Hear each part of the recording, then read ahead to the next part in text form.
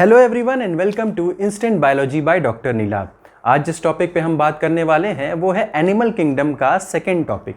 आपको पता होगा कि हम लोग एनिमल किंगडम के ऊपर एक लेक्चर सीरीज़ बना रहे हैं जिसमें हम लोगों ने फर्स्ट लेक्चर जो है वो कंप्लीट कर लिया था, जिसमें इंट्रोडक्शन दे रहे थे एनिमल किंगडम के ऊपर। ये सेकेंड लेक्चर जो है that is on levels of organisation. ये एनिमल किंगडम में जो एनिमल्स पाए जा रहे हैं उनके अंदर जो लेवल्स ऑफ ऑर्गेनाइजेशन है उसके ऊपर ये टॉपिक है। अब ये टॉपिक किन किन स्टूडेंट्स के लिए इम्पॉर्टेंट है? ये टॉपिक नीट के बच्चों के लिए बहुत ज़्यादा इंपॉर्टेंस रखता है। ये टॉपिक गैट बी जो बच्चे देने वाले हैं उसके लिए बहुत ज़्यादा इंपॉर्टेंस रखता है। ये टॉपिक डीबीटी के लिए और ये टॉपिक CSIR नेट का, क्योंकि आपको पता है कि नेट में भी यहाँ से क्वेश्चंस आते हैं और बहुत बेसिक टाइप के क्वेश्चंस आते हैं। तो अगर आपको ये बेसिक चीज़ें पता हैं तो आप कई बार बी सेक्शन के क्वेश्चंस या गैट बी के क्वेश्चंस या आप नीट के क्वेश्चंस कर सकते हैं। तो याद रखिएगा, ये टॉपिक बहुत अच्छे से पढ़िएगा और लास्ट तक पढ़िएगा। मुझे भरोसा है कि इससे कई सारे आपके जो कॉन्सेप्ट्स हैं वो वापस आपको याद आ जाएंगे, ब्रशअप हो जाएगा। तो शुरुआत करते हैं RH विटिकर के 5 किंगडम क्लासिफिकेशन से। आप सभी को एज बायोलॉजी स्टूडेंट्स ये ज़रूर पता होगा कि RH विटिकर ने 5 किंगडम क्लासिफिकेशन दिया था। उसमें उन्होंने क्या क्या कहा था?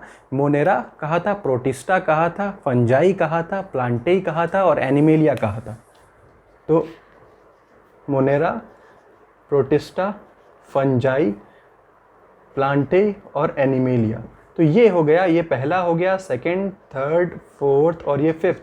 ये 5 किंगडम क्लासिफिकेशन जो था ये RH विटिकर ने दिया था।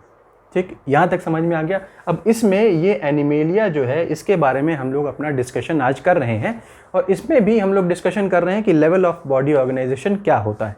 तो अब दूसरी चीज़ ये है कि एनिमल्स जो हैं वो सभी के सभी क्या होते हैं? मल्टी सेल्यूलर इन नेचर होते हैं विदाउट एनी एक्सेप्शन। तो ये जो पॉइंट है that has been mentioned in NCERT कि all the animals are multi cellular in nature without any exception. So you can learn this. Biology में ऐसी बहुत ही कम चीज़ें हैं जो विदाउट एक्सेप्शन होती हैं। उसमें से ये एक है कि सभी के सभी एनिमल जितने भी हैं वो आपके मल्टी सेल्यूलर इन नेचर होते हैं। यहाँ तक की बात तो ये हो गई कि थोड़ा सा इंट्रोडक्शन आपको मैंने दे दिया। अब आगे बढ़ते हैं, ये cellular level of body organisation क्या होता है।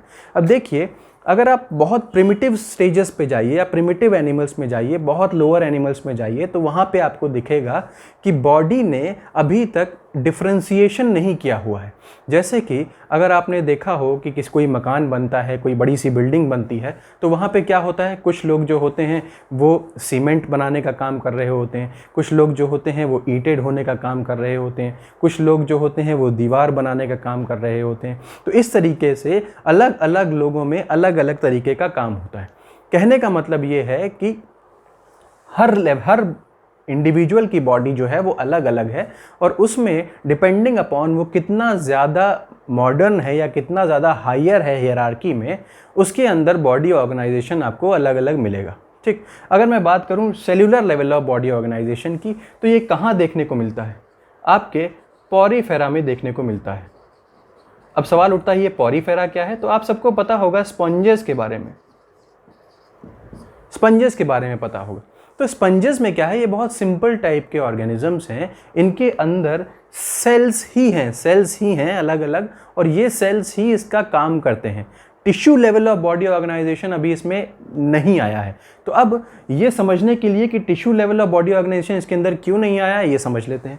देखिए, टिश्यू का मतलब क्या हो गया, समझने की कोशिश करिएगा। यहाँ पे टिश्यू मतलब क्या हो गया?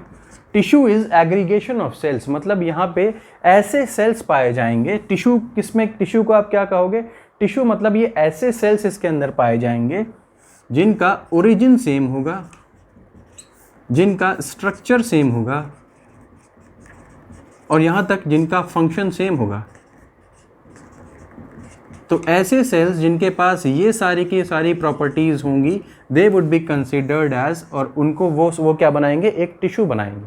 जैसे कि आपने पढ़ा होगा कनेक्टिव टिश्यू, जैसे आपने पढ़ा होगा नर्वस टिश्यू, जैसे आपने पढ़ा होगा कार्डियक टिश्यू, ठीक, जैसे आपने पढ़ा होगा एपिडर्मल टिश्यू। तो यहाँ पे एपिडर्मल टिश्यूज़ का मतलब क्या हो गया? यहाँ पे अलग अलग तरीके के सेल्स जो हैं मतलब ये टिश्यू बना रहे हैं, जैसे कि squamous epithelium, cuboidal epithelium, columnar epithelium. बात समझ में आ रही होगी मेरी।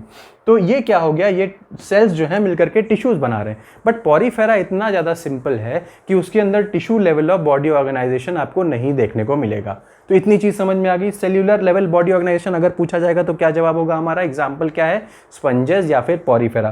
तो ये क्वेश्चन आता है एग्जाम में, इसलिए इसको ध्यान रखिएगा। आ जाते हैं tissue level of body organisation. थोड़ा सा आगे बढ़िए, आपने पॉरीफेरा पढ़ा होगा, उसके बाद आप पढ़ सकते हैं सीलेंट्रेटा या सिटेनोफोरा आप पढ़ते हैं, ठीक। सीलेंट्रेटा या सिटेनोफोरा, इनके अंदर क्या है, आपको tissue level of body organisation देखने को मिल जाता है। तो एग्जाम्पल क्या हो गया इसका? सीलेंट्रेटा,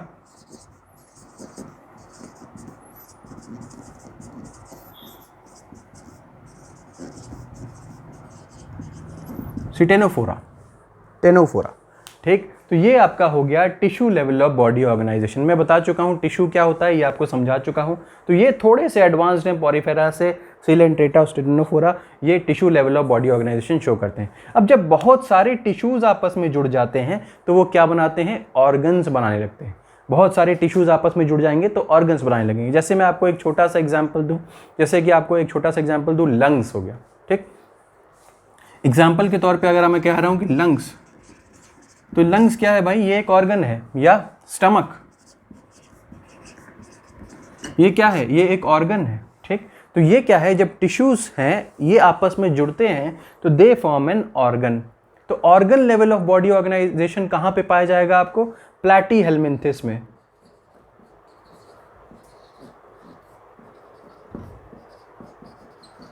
तो ये मत समझिएगा कि ये मैं छोड़ दूंगा कि सीलेंट्रेटा क्या होता है, प्लैटीहेल्मिन्थिस में क्या होता है, पॉरीफेरा क्या होता है, ऐसा कुछ भी नहीं है। मैं एक एक चीज़, एक एक फाइलम के इंपॉर्टेंट कैरेक्टर्स आपको बताऊंगा और भरोसा रखिए एक एक फाइलम आपको क्लियर होता जाएगा। बहरहाल अभी के लिए बस ये कुछ मेजर चीज़ें समझ लीजिए। तो organ level of body organisation कहाँ पाया जाएगा? आपके प्लैटीहेल्मिन्थिस में। इसमें जैसे कि अलग अलग टाइप के ऑर्गन्स आपके मौजूद दिखने लगेंगे आपको। इसमें आपके प्लैटीहेल्मिन्थिस के अंदर अलग अलग ऑर्गन्स आपको देखने को मिलने लगेंगे। अब आ जाइए, जब थोड़ा सा और आगे बढ़िए, जब अलग अलग ऑर्गन्स आपस में जुड़ने लगते हैं they form organ system, they form organ system. जैसे कि मैं अगर आपके डाइजेस्टिव सिस्टम की बात करूं,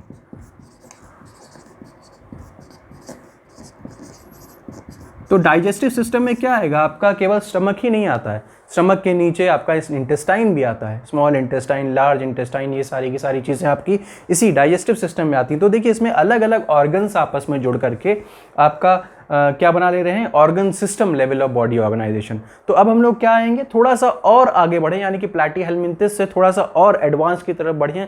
तो प्लैटीहेल्मिन्थिस के बाद क्या होगा? जितने भी ऑर्गेनिजम्स पाए जाते हैं, एश हेल्मिन्थिस कह लीजिए, एनेलिडा कह लीजिए, आर्थ्रोपोडा कह लीजिए, कॉर्डेटा कह लीजिए, जितने भी आगे क्लासेस फाइलम्स मिलेंगे आपको, they all will be having organ system level of body organisation. इन सब के अंदर organ system level of body organisation होता है, ठीक। तो ये समझ में आ गया होगा कि ऑर्गन सिस्टम क्या है। अब आ जाइए बात करते हैं, कई बार आप देखते हैं, कई बार क्वेश्चन आता है इनकम्प्लीट डाइजेस्टिव सिस्टम क्या होता है, या ओपन सर्कुलेटरी सिस्टम क्या होता है, क्लोज सर्कुलेटरी सिस्टम क्या होता है। तो इसको समझना ज़रूरी है। जरा देखिए इनकम्प्लीट डाइजेस्टिव सिस्टम क्या होता है। अगर मैं इनकम्प्लीट डाइजेस्टिव सिस्टम कहूँ तो इसका मतलब क्या हो गया? अगर कोई इंडिविजुअल है, ये इसका फूड इनटेक करने का रास्ता है, मतलब ये माउथ है इसका, तो ये फूड इनटेक इस रास्ते से करता है, ठीक। और ये जो है, ये एंड अगर मान लीजिए ये बंद है, ये क्लोज्ड है, ठीक। अगर मैं कह रहा हूँ कि ये इनटेक इसी रास्ते से कर रहा है और एग्जिट यानी कि एक्सक्रीट भी इसी रास्ते से कर रहा है, मतलब it has only one pore through which it is taking in the food and also excreting the food, मतलब माउथ और एनस दोनों एक ही पोर हैं, एक ही पोर है, माउथ और एनस दोनों एक ही पोर हैं। It would be called as incomplete digestive system. क्यों इनकम्प्लीट बोल रहे हो? क्योंकि एक माउथ होना चाहिए और एक एनस होना चाहिए, उसकी माउथ से इनटेक और एनस से एग्जिट होना चाहिए, एक्सक्रीटरी सिस्टम काम करना चाहिए, एग्जिट होना चाहिए, तो इसको आप इनकम्प्लीट डाइजेस्टिव सिस्टम कहोगे। यहाँ पे ये क्या हो गया? यहाँ पे क्या हो गया? क्योंकि यहाँ पे सिर्फ एक ही है, सिर्फ एक ही पोर है, देयरफॉर यहाँ पे mouth and anus same opening है, तो इसको क्या कहने लगोगे आप? Incomplete. Incomplete digestive system.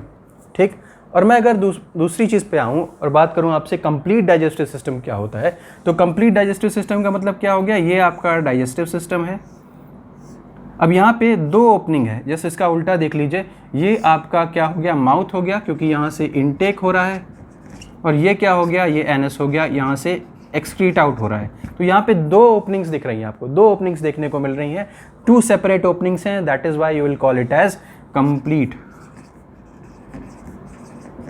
Complete digestive system.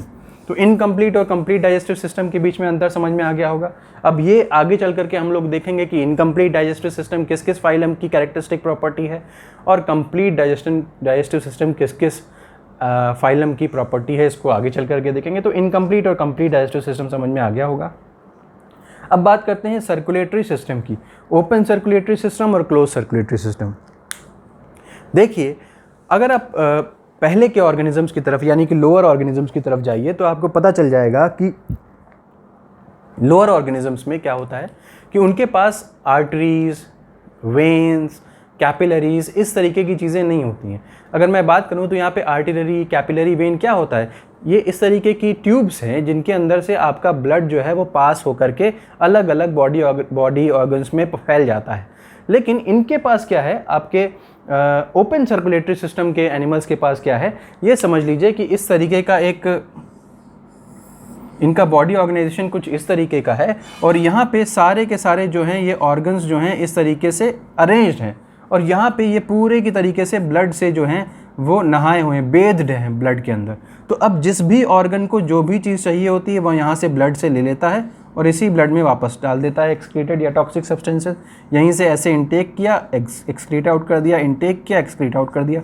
मतलब कहने का मतलब सारे के सारे जितने भी बॉडी के आपके ये ऑर्गन्स हैं वो कहाँ पे हैं, बेस्ड हैं ब्लड के अंदर। तो दिस इज़ योर ब्लड और ये आपके क्या हैं, दीज आर योर ऑर्गन्स। ये सारे के सारे ऑर्गन्स हैं, बेस्ड हैं, तो ब्लड से ही सारी की सारी चीज़ों को ये एक्सचेंज कर लेते हैं। बट अगर मैं क्लोज सर्कुलेटरी सिस्टम की बात करूं, जैसे कि हम लोग, जैसे कि ह्यूमन बींग्स की बात करूं, तो ये इसमें क्या होता है, इसमें कैपिलरीज पाई जाती है, इसमें ऑर्गन्स बेस्ड नहीं है, ब्लड में बेस्ड नहीं है। जिससे ज़रूरत पड़ती है ये कैपिलरी के थ्रू ब्लड जो है अलग अलग बॉडीज़ के पार्ट्स में, अलग अलग ऑर्गन्स में पहुंचा दिया जाता है। तो this is considered as close circulatory system.